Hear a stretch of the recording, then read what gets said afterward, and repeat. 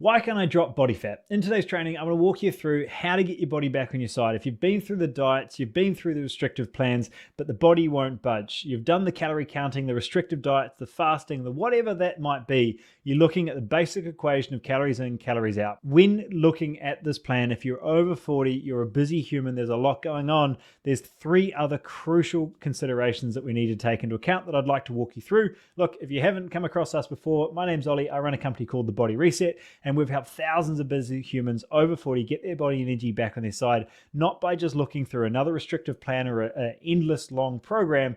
It's an awareness of going deeper and building your body back on your side through looking at your gut, your liver, how you operate in your day, and awareness of those key drivers that need to be on your side to function. So the 3 I want to take you through are going to be these. The first one is going to be an awareness of overall stress. Now, the important part here is that stress is not a level, it's a threshold. We can do things to increase our resilience to stress, and we can do things to overall manage our stress throughout our day, find a way to pause and reconsolidate. But the overall consideration here is if stress is chronically high in the body, this is going to make a problem with cortisol, right? i.e. when stress is up, cortisol's up, and when cortisol goes up, more glucose is released in the blood. It's a very natural process, that fight or flight response that can be helpful if we're trying to fight or flight, but if we're simply sitting in a car or in our office or whatever, that's going to have a detrimental impact to body fat. So an awareness I need to ask here is, well, where is that stress coming through? There's kind of 3 main things that is going to be coming through. One is going to be the external stresses, the program, the projects, the deadlines, the things that we're externally rushing to complete. The internal ones might be that we're mulling over a certain problem. We haven't quite let that go for a couple of days, weeks, years. Or it might be actually the physical stresses of how much total volume of exercise we're doing. And we see this with certain endurance athletes where they're doing 2 or 3 hours plus of exercise as well, right? So an awareness of identifying your stress. For a lot of our busy humans we work with, they're so used to this being as their normal, right? If I'm just high functioning, I run at this level, I'm problem solving all the time, that we don't come back down to baseline. And if we don't have that, we can have a real problem with high glucose in the body, high cortisol circling around. It can be really, really hard to drop body fat. So the first consideration we need to look at is how high is stress, and are we looking at that? If we don't, we're simply increasing body fat. The second one, and really important one with our chronic dieters or people that have been in a space of overly restrictive plans, is if we're not fueling the day enough and then we're adding in the long workouts, right? That ultimately is going to lead to the increased fat storage as well. Now, how does this happen, right? If you're not eating enough to fuel the workouts, we don't have enough glycogen present in the body, we're depleted of nutrients, our body's now got 2 options. 1, it's got our muscle, or 2, it's got our fat storage. The trouble is, fat would be great, but it takes 5 hours for our body to break that down and utilize it as fuel, yet it only takes 3 minutes for us to break down muscle. So it prioritizes breaking down muscle in order to do these long workouts. And if there's anything we want to do to create sustainable fat loss is protect our muscle mass, so we've got a metabolic rate that's healthy and able to burn an adequate amount of calories in that day. So being able to really fuel the body enough, this is where we start to get into the 1400, 1200, 1100 calorie diets or lower, where we're starting to really break down our overall muscle mass to complete a workout that then is rebuilding muscle. And that's where we start to break down muscle, build back muscle, but we never really tap into body fat.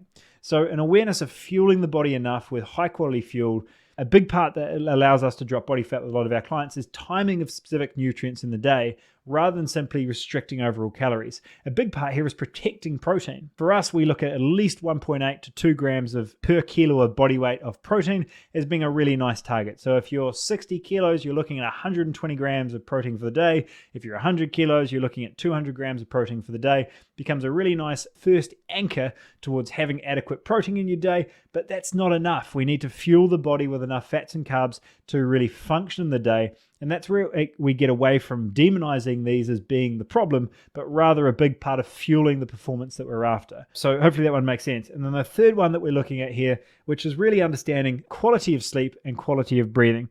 If both of these are not addressed, then you probably know the theme, we increase fat storage. Now, the big one I want to look at here is 1, when sleep quality is not at least at, say, 6.5 hours of high quality sleep, we're going to increase our chances of storing body fat through a powerful hormone called insulin. If we're not getting 6.5 hours of sleep a night, we're going to notice that we, one, eat more food, and two, our insulin sensitivity is hindered, i.e. we tend to store more body fat than utilize those carbohydrates throughout the day.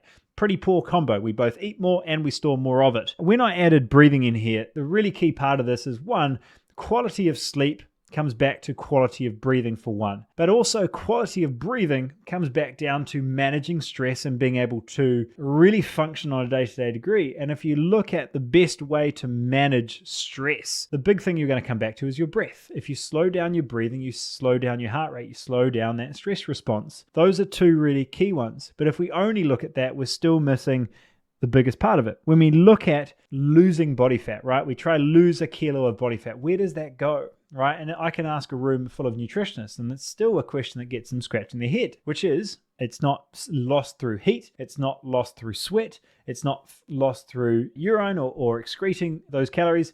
It's lost through, or at least 85% of it is lost through breath, right? When we break down these calories, these carbs, proteins, and fats, we break this down into carbon dioxide and it's expelled through our breath. So if we have these improper breathing patterns, if we're constantly in this stress state, we're not able to expel a lot of those calories that we're trying to remove. So a big part of this comes back to three key parts we're trying to address. One, manage stress throughout the day. Two, fuel the body enough to get the most out of the workouts. And three, make sure you're taking that time to recover, because your workouts, all the effort you're putting in is only ever as good as the recovery that you're able to address. All right. So to keep this short and sharp, these three really allow you to look at building back a level of quality function of the body, really getting back to a point that feeling like your body is actually on your side to burn off this body fat. So if you've been in the restrictive calorie space, you've been in these excessively long workouts or cardio classes or boot camps, you're doing the effort, but nothing's making a difference. These are three that I'd want you to address. If you want to go deeper into what this looks like, then click the link below or comment blueprint below to get access to our 5-step formula on what we've used with thousands of clients and continue to work with hundreds of clients all of the time to really find those nuances on their next step. Now, this can be a personal process, but a lot of these are foundational understandings of how the body works simply beyond calories. And if coach tells you it's all about calories in, calories out, well, they're 70% right and they're 100% wrong, because we're not looking at the full picture of what's actually happening, right? We can drop the calories through the floor and create a deficit, sure, but it intentionally creates or immediately creates a very short-term approach to fat loss, and we run ourselves into a corner very quickly where we've got nothing left to drop those calories further.